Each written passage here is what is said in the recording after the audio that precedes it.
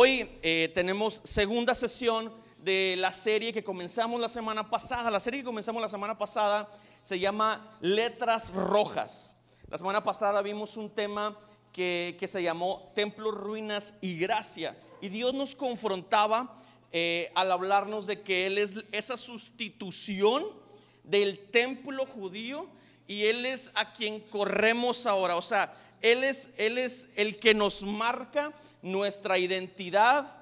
El Señor como templo, el Señor Jesús, Él nos marca nuestra procedencia y nuestro destino. Y hablamos eso la semana pasada. Y acuérdense que estamos hablando o le pusimos letras rojas a este tema porque la mayoría de nuestras Biblias, las palabras de Jesús están con rojo, ¿verdad? Entonces estamos como recordando las palabras de Jesús ahora que estamos ya en Semana Santa, que es una semana muy importante para nosotros como evangélicos.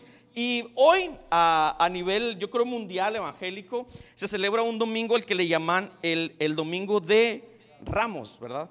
Y hoy vamos a leer un poco acerca de eso. Así que te voy a pedir por favor que vayas a Marcos capítulo 11. Marcos 11. Vamos a leer desde el versículo 1, ¿ok? ¿Alguien está listo acá para recibir la palabra de Dios? Eso, muy bien. Vamos a Marcos 11, versículo 1. Dice: cuando se acercaban a Jerusalén y llegaron a Beftagé y a Betania, junto al monte de los olivos, Jesús envió a dos de sus discípulos con este encargo: vayan a la aldea que tienen enfrente. Tan pronto como entren en ella, encontrarán atado un burrito en el que nunca se ha montado nadie. Desátenlo y tráiganlo acá.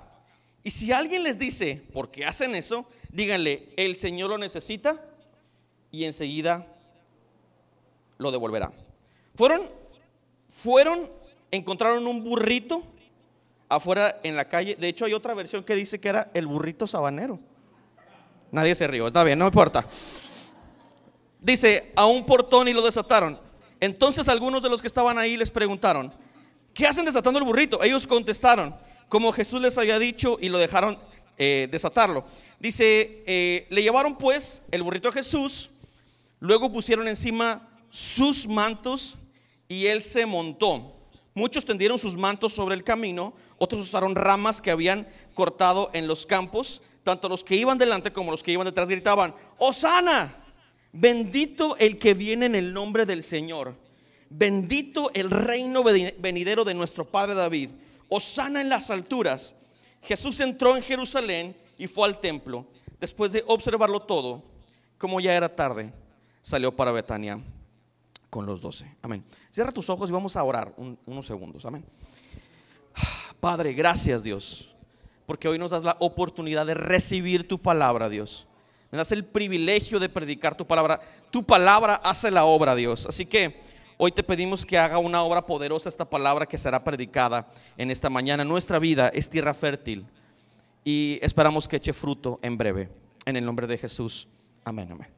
El tema de hoy se titula La última semana. No es un tema muy así muy original. Se llama La última semana. Yo no sé ¿cuál es tu sensación cuando te dicen última semana de trabajo y ya siguen las vacaciones? ¿Qué sientes cuando alguien te dice eso? Última semana de exámenes y siguen las vacaciones. Bueno, ¿qué sientes cuando te dicen te queda una sola semana de vacaciones y ya vas a regresar a trabajar el lunes? Qué agüite, ¿no? O sea, qué agüite porque a uno le gustan las vacaciones, ¿verdad que sí? Ahora, yo no sé si tú estás relacionado un poco con esta semana que estamos viviendo, pero si no estás tan relacionado con ella, de seguro has disfrutado de las vacaciones de la Semana Santa, ¿verdad? O sea, y la Semana Santa no comienza el viernes como pensamos algunos, ¿no? Que celebramos la crucifixión de Jesús, sino comienza en domingo. En domingo se celebra la entrada de Jesús el Mesías a la ciudad de Jerusalén. Ahí lo reciben con ovaciones, lo reciben con esperanza. Jesús entra sentado en un burrito, ¿verdad?, a la ciudad, y la gente estaba muy emocionada porque tenían una esperanza en Jesús. Ahora, quiero de verdad ser muy claro con qué tipo de esperanza tienen estas personas. muchos profetas del Antiguo Testamento ya habían profetizado, valga la redundancia, este acontecimiento, el acontecimiento de que Jesús, o más bien un Mesías, entraría por las puertas de la ciudad santa o de Jerusalén y entraría en un burrito. El profeta Zacarías lo escribe así en el Antiguo Testamento. Dice: alégrate mucho, hija de Sión. La hija de Sión, bueno, es Israel, ¿no? Dice: grita de alegría, hija de Jerusalén. Mira, tu rey viene hacia ti, justo, salvador y humilde. Viene montado en un asno, en un pollino, cría de asna. Esto lo dijo Zacarías cientos de años antes que Jesús apareciera en la escena. Ahora, quiero darte un poco del contexto histórico de lo que está pasando en ese momento. Mira, cuando Jesús entra en ese burrito en Jerusalén, los judíos o el pueblo de Israel eran esclavos, eran sometidos, ¿verdad?, por el pueblo romano, o por el imperio romano más bien. Entonces la verdad es que estaban viviendo una situación súper compleja. Ahora, lo que ellos querían era que viniera un Mesías para que los liberara de la opresión romana, ¿sabes? Entonces ya se estaban levantando para este entonces muchos grupos rebeldes. Normalmente cuando hay un gobierno opresor, siempre se levanta un grupo opositor, siempre. Y eso es histórico, la historia nos habla de eso. Siempre que hay un gobierno que quiere aplastar al pueblo, siempre el pueblo de alguna manera como que siente necesitamos levantarnos por nuestros derechos. Y ya se estaban levantando algunos de ellos, ¿no? Entonces el estandarte que ellos alzaban cuando iban a pelear contra el gobierno, porque literalmente estos rebeldes peleaban y le metían el pie al imperio romano, literalmente su estandarte era: un día va a venir un Mesías que nos va a librar de la opresión romana. ¿Me sigues hasta aquí? Era lo que ellos profesaban. Un día va a venir un Mesías que les va a dar su merecido a los romanos. Entonces Jesús ya estaba dando indicios de que probablemente Él era el Mesías que los iba a libertar. Este pueblo contrario al gobierno o al imperio romano estaba feliz, ¿no? Wow, Jesús tiene da señales de que Él va a ser nuestro Mesías, que nos va a liberar, nos va a dar felicidad, nos va a dar esa libertad que tanto anhelamos. Entonces ellos estaban felices, pero ellos imaginaban que el Mesías tenía un propósito 100% bélico, que su trono era de este mundo. Ellos decían: cuando entre el Mesías a Jerusalén, va a empezar a gobernarnos, va a empezar a ser ese rey que necesitamos, y nos vamos a levantar en armas, y no sabemos cómo, pero va a derrocar a el imperio romano. Ahora, es bien importante que entendamos esto. Ellos estaban hartos ya de la situación que estaban viviendo. Por eso Jesús era esa esperanza para tener un mejor estilo de vida. Ahora, nosotros en el siglo XXI, en pleno 2022, entendemos que el reino de Jesús no es de esta tierra. ¿Verdad que sí lo entendemos? Entendemos que el reino que Él estableció es el reino de los cielos, y que el estilo de gobierno de Jesús no se parece en nada a cualquier estilo de gobierno que podamos tener acá. Y le damos la gloria a Dios por eso, ¿no? Porque sabemos que su gobierno es superior a cualquier cosa que nos podamos imaginar. Pero los judíos tenían una esperanza, ¿verdad? Tenían una esperanza. Y sobre todo al ver la señal, viene Jesús sentado en un burrito en la entrada de Jerusalén, y dicen: oye, y dicen que acaba de resucitar a un hombre llamado Lázaro, y dicen que ha hecho esto, y dicen que ha hecho el otro. O sea, realmente daba señales de que Él era el que los iba a liberar. No solamente eso, sino que había comentarios entre los judíos que decían que cuando viniera el Mesías iba a venir en tiempo de Pascua. Entonces todas las señales concordaban para ellos. Pero cuando lo aprendieron, dijeron: uy, no era. Cuando los romanos lo capturaron el viernes, dijeron: híjole, cerquita estábamos de que este fuera nuestro Mesías. pero no lo es. Lo importante de esta historia es que nosotros entendemos que Jesús sí cumplió con su propósito, que entró a Jerusalén, y no solamente entró a Jerusalén para cumplir con la profecía, Él entra a Jerusalén para entregarse. ¿Me sigues hasta aquí? Para entregarse voluntariamente. Era un hombre muy buscado, era un hombre que la verdad ya tenía harto a los religiosos del tiempo, era un hombre que ya de verdad estaba colmándole la paciencia al gobierno. Entonces Él llega a Jerusalén para voluntariamente entregarse. Ahora, quiero compartirte una serie de principios, porque esta historia de alguna manera nos afecta a nosotros y podemos aprender muchísimo de esta historia. Y hoy quiero compartirte 3 principios que Jesús nos enseña con esta simple pero poderosa entrada a Jerusalén. ¿Estás listo? Primer principio que quiero enseñarte hoy. Si estás tomando notas, de verdad, excelente, porque esto nos va a servir muchísimo hoy. Número 1, la entrega de Jesús es total. La entrega de Jesús es total. Pudiera parecer muy simple este principio, pero de verdad es que Jesús, desde que llegó a este mundo, Él nos enseña que su entrega siempre es total. Él nunca se anda con parcialidades. Él nunca se anda dándonos poquito. Te fijas que cuando uno le pide bendiciones a Dios, Él siempre nos da en sobreabundancia. ¿Alguien ha comprobado vivir en la abundancia que Dios nos da? Dígame bien fuerte. Eso es.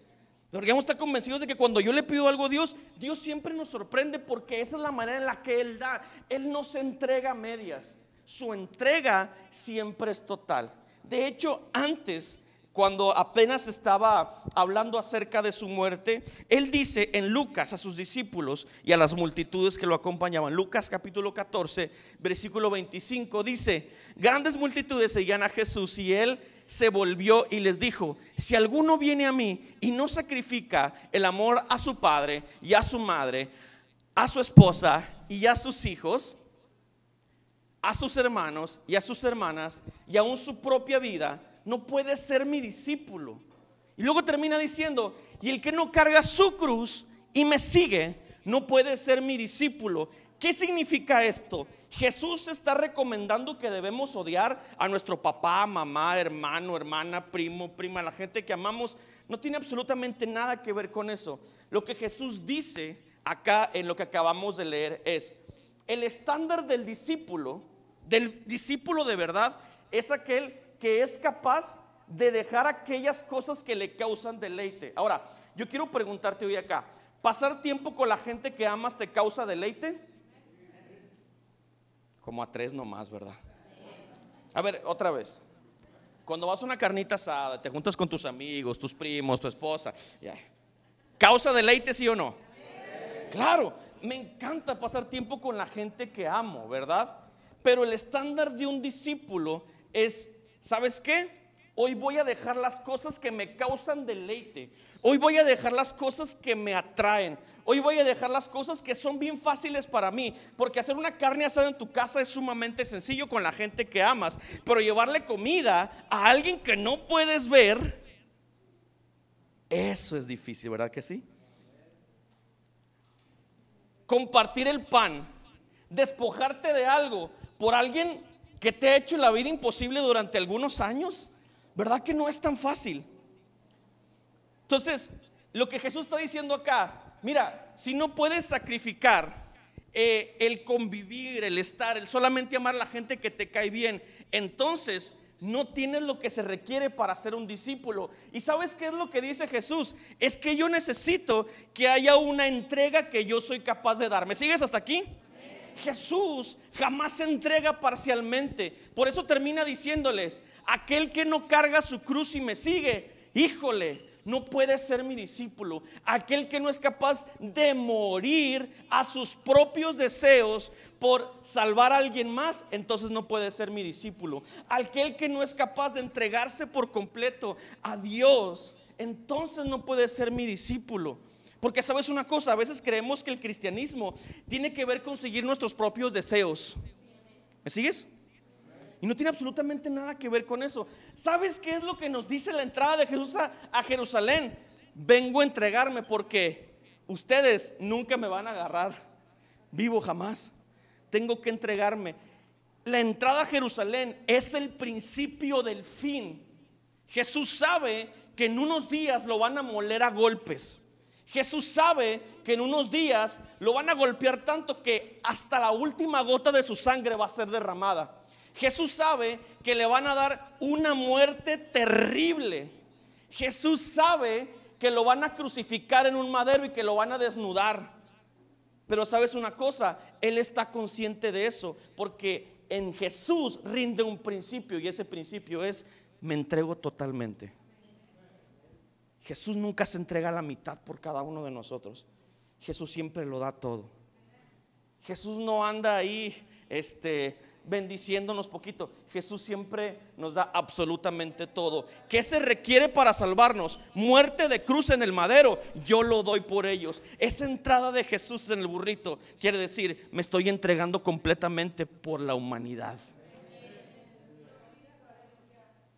La gente no sabe todo lo que Jesús va a pasar. La gente piensa que Jesús se va a sentar en el trono, ¿verdad?, de Jerusalén, que va a gobernar desde el palacio real.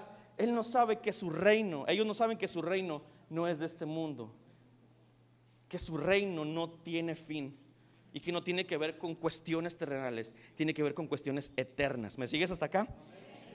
Por eso no existe una manera cómoda de ser cristiano.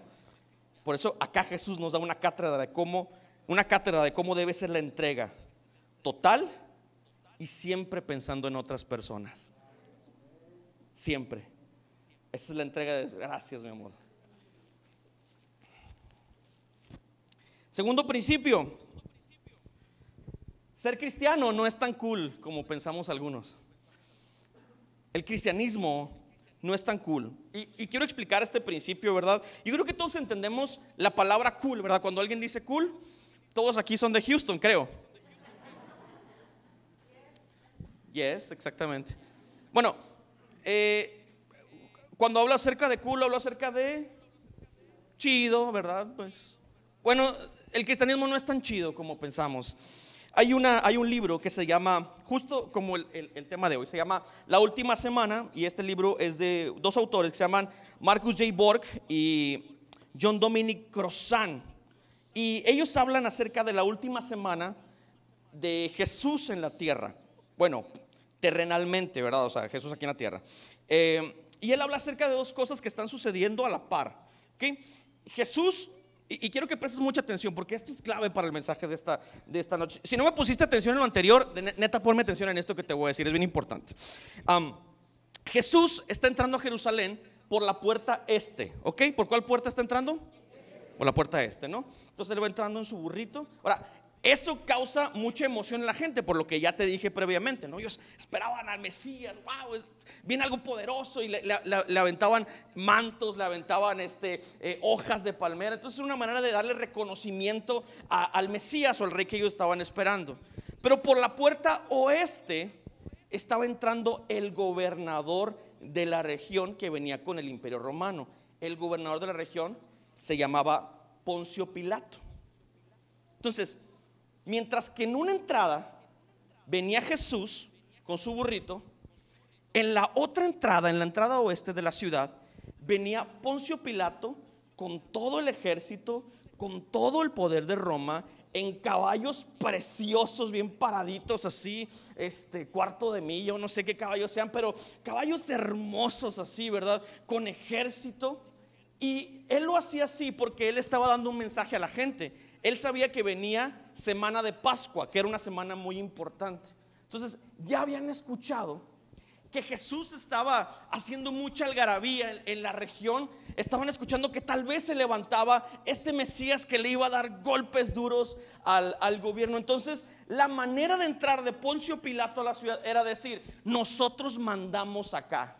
Ahora, si hubiéramos visto en aquel entonces la entrada de Jesús, no se nos hubiera hecho tan impresionante la entrada de Jesús a la ciudad como la entrada del gobernador imperial que viene respaldado por el César, ¿no? Con todo su ejército, con toda la fuerza, diciendo: aquí yo soy el que mando, aquí nadie se subleva contra mí, y si viene ese Jesús lo vamos a ejecutar. O sea, la entrada de Jesús no es tan impresionante. La entrada de Poncio Pilato es muy impresionante. Pero algo que me hace entender esto es que desde los tiempos de Jesús a estos tiempos hay una pelea por culturas, ¿ok? En ese entonces la cultura la quería ganar el César. Hoy el César tiene otro nombre y la llamamos ideología de género. Y la llamamos, bueno, tantas cosas que estamos viviendo hoy acá, ¿verdad? Y el César y los que lo seguían eran bien cool en ese entonces. Gustaban, ¿no? Era como, qué bueno que estos hombres nos cuidan. Qué bueno que pertenecemos a este gobierno. Me encanta esto, ¿verdad? Y tal vez acá del otro lado estaba Jesús entrando humilde. Y no era tan cool, no era tan chido, no era tan llamativo. No era tal vez lo que pensaban. Si alguien hubiera en ese momento puesto en la balanza a decir, a ver, este hombre es el Mesías que nos va a rescatar de los romanos y viene sentado en un burro, solo, sin ejército, con pura gente que trae palos y piedras, ¿verdad? Y acá viene entrando el gobernador romano. Si tuviéramos esas dos escenas y no entendiéramos el contexto de lo que Jesús está tratando de implementar en el mundo, la mayoría de nosotros diríamos, me voy con Poncio, la neta, Tiene más probabilidades de ganar Poncio. Tiene más probabilidades de defendernos cuando haya una pelea, ¿verdad? Tiene más oportunidades de ganar a este hombre. Pero lo que la gente, creo, en ese entonces no entendía es que Roma un día iba a caer. Todos los gobiernos tienen un tiempo de inicio y un tiempo de fin. Pero cuando Jesús vino a establecer su reino, ese reino no tiene fin. 2000 años después seguimos hablando de un hombre que fue al madero a ser crucificado por cada uno de nosotros. ¿Sabes por qué vamos a bautizar a personas hoy? Porque Jesús murió en el madero y lo dio todo por ellos en aquel entonces. El reino de Jesús no tiene fin. Ahora, en este tiempo hay muchas cosas que suenan mucho más cool, mucho más chidas, mucho más padres, mucho más llamativas que ser cristiano.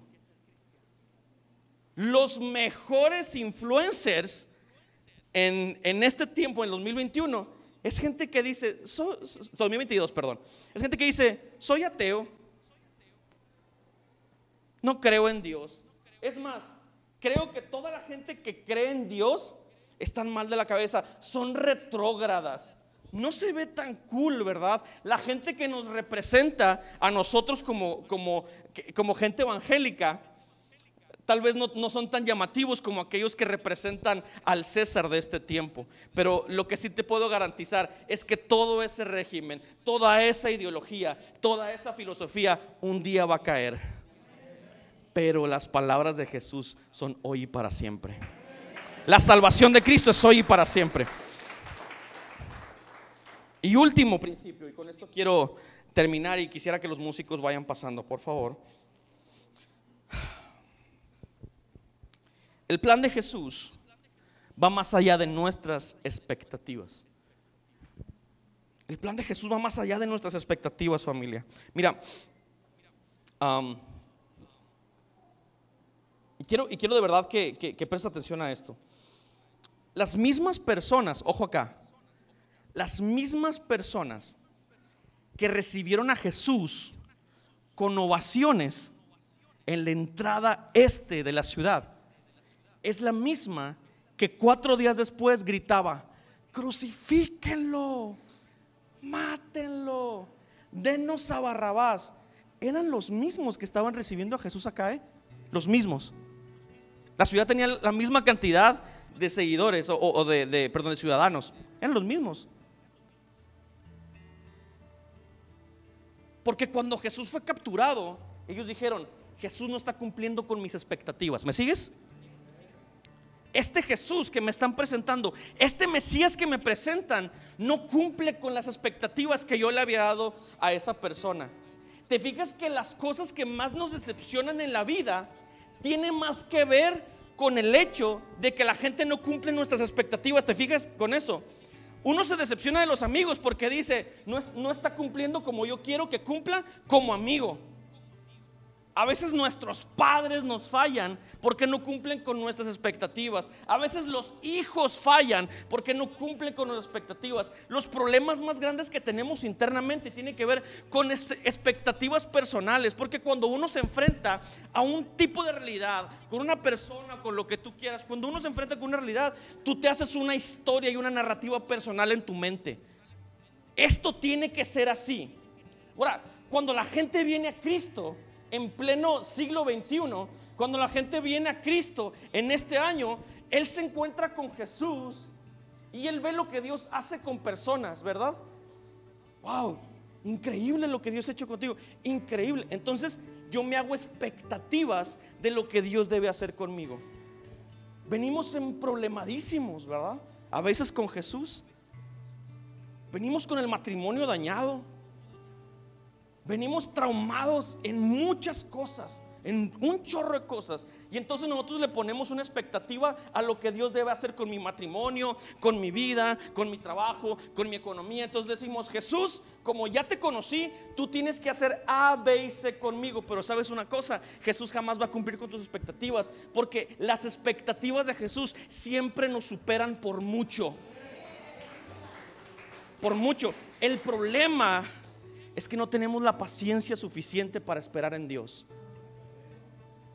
No tenemos la paciencia suficiente para entender que Dios tiene un proceso para cada uno de nosotros. Es absurdo pensar que así como Dios tocó a mi hermano Vicente y de la misma manera Dios me va a tocar a mí. Eso no funciona así en Dios. Dios tocó al hermano Vicente de una manera completamente diferente a como va a ser conmigo. Y es así como funciona el reino de los cielos. Yo no puedo pensar que Dios tiene el mismo plan para todos, porque Dios me dio un nombre a mí, me dio una identidad a mí, y Él tiene algo bien específico que hacer conmigo y con mi familia. A su tiempo lo hará. El problema es que me desespero y digo, Señor, es que no estás cumpliendo con mis expectativas. Y esto es lo que yo esperaba de ti. Esto es lo que yo esperaba de mi esposo. Y mi esposo no ha cambiado. Y mis hijos no han cambiado. Y sigo igual de pobre. Y sigo igual así. Es que Jesús nos sigue diciendo, es que mis expectativas contigo son mayores. Yo tengo algo más grande que hacer contigo. Sí, pero yo lo quiero ya. Es que no es como tú quieras. Por eso cuando gente viene a Jesús, siente bonito y dice, ay, qué hermoso mensaje, gloria a Dios. Y se le vienen las broncas otra vez y dice, ay, no, ya no voy a la iglesia. No, yo no creo en Dios, soy ateo. Hosana al Hijo de David. Este es el hombre que nos va a salir. Espérame. Y una semana después, crucifíquenlo, no es el Mesías. No está cumpliendo con mis expectativas. Ahora, no quiero que lo juzgue tan fuerte ni tan tajante, porque mira, esta gente ya estaba cansada. Eran esclavos. No eran dueños de su vida, de su dinero, de su tiempo. No eran dueños, o sea, era una situación bien difícil, así como la que tal vez tú estás viviendo hoy acá y que no quiero minimizar. Ojo, tal vez estás viviendo una situación bien fuerte en tu vida. Pero lo que te puedo decir hoy acá, Jesús va a superar tus expectativas en cada área de tu vida. La entrada de Jesús a Jerusalén, aunque fue sencilla, fue gloriosa y nos enseña, mi reino no es de esta tierra. Tal vez hoy aquí tú estás sufriendo, tal vez hoy acá tú estás teniendo aflicción, pero confía, la cruz del Calvario venció al mundo. Mis expectativas son mayores para tu familia, tu matrimonio, tus hijos. Son mayores. Así que yo quiero que te pongas de pie, por favor.